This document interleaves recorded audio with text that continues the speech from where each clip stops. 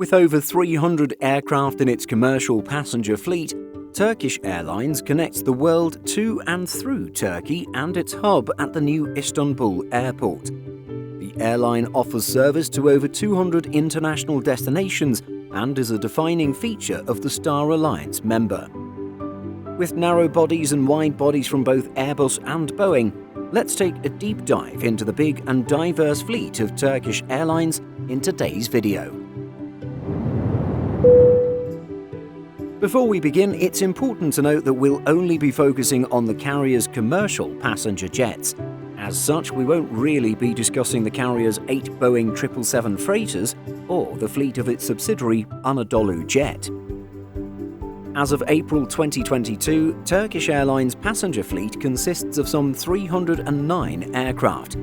Going type by type, here are the quantities and average ages of each subfleet. Firstly, the airline has 6 Airbus A319-100s, which collectively average 11 years of age. Turkish Airlines had operated a total of 14 A319s. 8 have now been retired from the fleet, with many of these initially going to Pakistan's Shaheen Air. However, one is with Air Albania, a carrier created by Turkish Airlines that took off in 2019. Moving up, the carrier has just 11 Airbus A320-200s with an average age of 14 years. Things intensify greatly when it comes to the longest A320 family member, the Airbus A321.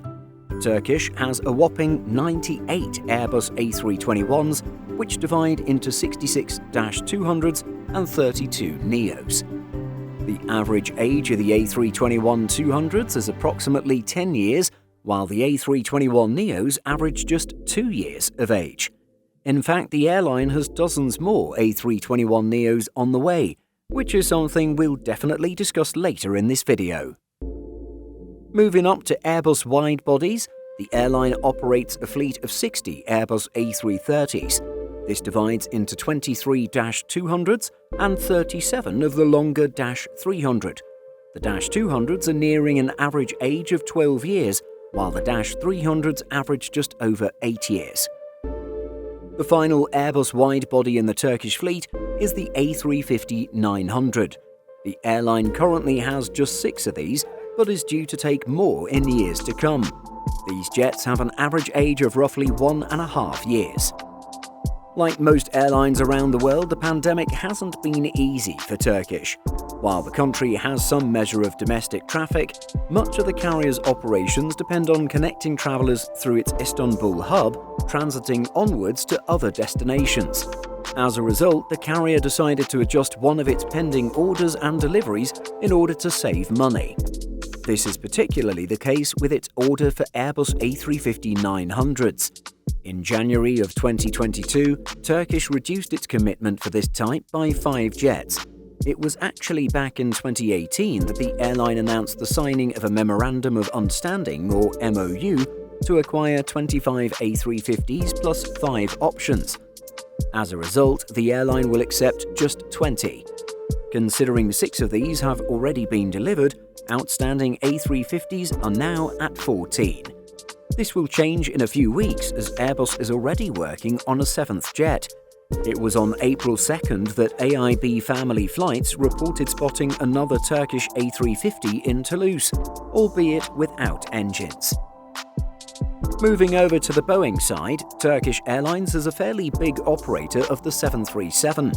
The largest subfleet is the 737-800 at 40 aircraft, with an average age of almost 7.5 years.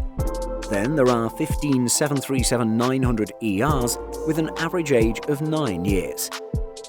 Moving to modernise this part of the fleet, Turkish Airlines also has a handful of 737 MAX 8s and MAX 9s, 20 and 5 respectively. Both the MAX 8s and MAX 9s average just 3 years. Then for Boeing wide-bodies, the airline has an impressive 33 Boeing 777-300ERs at an average age of 8.5 years. It also currently has 15 787-9s with an average age of nearly 2.5 years. However, more Dreamliners are on the way to Turkish, which will further reduce the average age of this group of jets. When it comes to recently departed aircraft, the airline gave up 2 A320-200s over the past 2 years. One jet was returned to its lessor in September 2020, possibly due to the travel slowdown during the pandemic.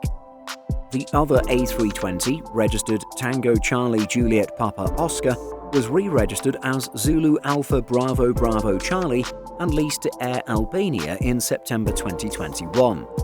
Considering the fact that Turkish Airlines has a 49% stake in the carrier, this deal doesn't seem too surprising. Likely also a result of the pandemic, the carrier also said goodbye to 3 Airbus A330-300s over the course of 2020. 2 of these were returned to their lessors and now fly with Saudi Arabia's Flynas, while the third remains in long-term storage. When it comes to the airline's recently departed 737s, 2 -800s left Turkish in May and June of 2020 and now fly with US startup Avelo Airlines. 18 -800s were also removed over the course of 2021 and reassigned to fly with the carrier's subsidiary Anadolu Jet. Another 2 were also removed in 2021 and were converted into freighters. One of these is in Lithuania, while the other is in Iceland.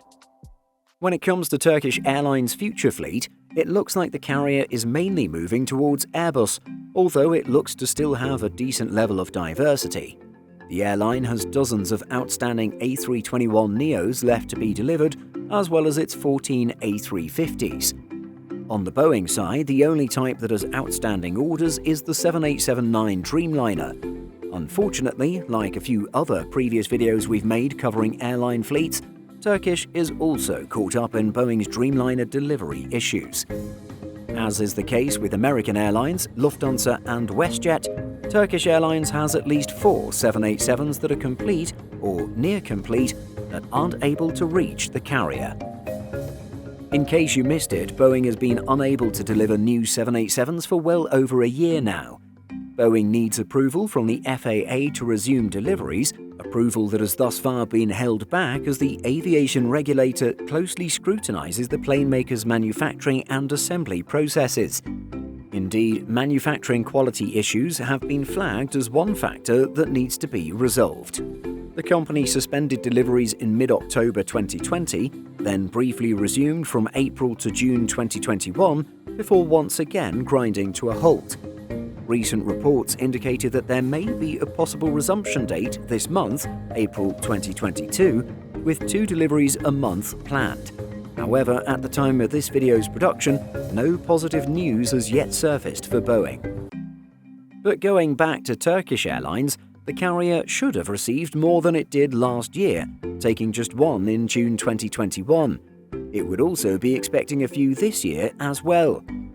Waiting for a total of 10, it's up to the FAA and its approval of Boeing's production processes to get 787 deliveries happening again, not just for Turkish Airlines, but for other carriers around the world.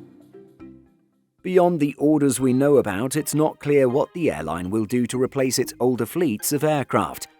Seeing as it operates both 737 and A320 family aircraft, the carrier is in a good position to take new narrow bodies from either Airbus or Boeing. From Boeing, we could see it taking the 737 MAX 7 or the Airbus A319neo to eventually replace its A319s.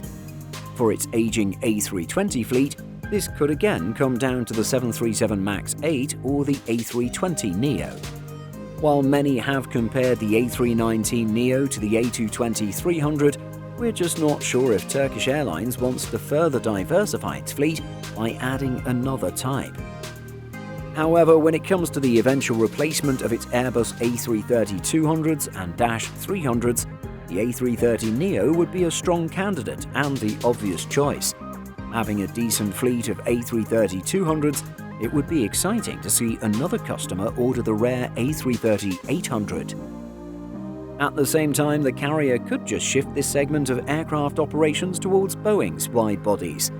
The airline already operates the 787 and could just order more of these, whether it's the -9 or the shorter -8.